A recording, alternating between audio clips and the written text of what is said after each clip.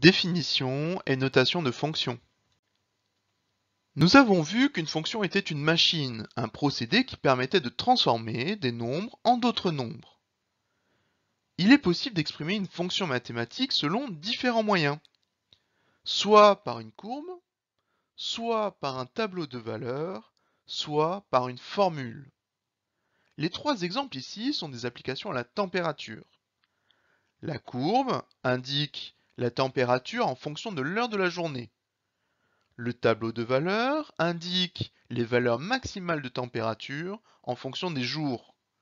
Enfin, la formule permet de calculer la température en degrés Fahrenheit en fonction de celle en degrés Celsius. Le degré Fahrenheit est une unité de mesure très courante dans les pays anglo-saxons, comme les États-Unis. Par exemple, à partir de la courbe, nous pouvons dire qu'à 11 heures, la température était de 18 degrés Celsius. À partir du tableau, si nous prenons le lundi 5, nous voyons que la température maximale est de 19 degrés Celsius.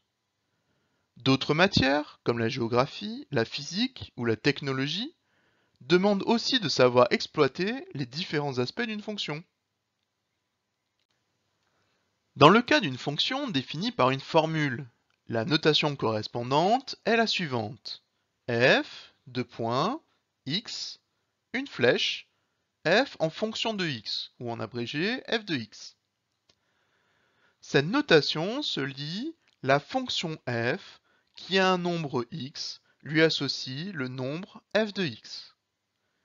À noter que le nom de la fonction f ici, ou celui de la variable x ici, peuvent être modifiés. Par exemple, avec la fonction double, que nous allons nommer d, nous allons écrire le nom de la fonction d, qui a un nombre x, lui associe son double, le double de x. Donc le double de x, c'est 2x. Mais ce nombre de sortie, c'est aussi d en fonction de x ou d de x, donc ça signifie que d de x est égal à 2x. À noter qu'entre 2 et x, j'ai une multiplication qui est cachée. X représentant un nombre, nous pouvons lui donner des valeurs. Si x est égal à 3, alors d de 3, puisque je remplace x par 3, est égal à 2 fois 3, c'est-à-dire 6. Si x est égal à 12,4, alors je vais remplacer x par 12,4, donc d de 12,4, c'est égal à 2 fois 12,4, c'est-à-dire 24,8.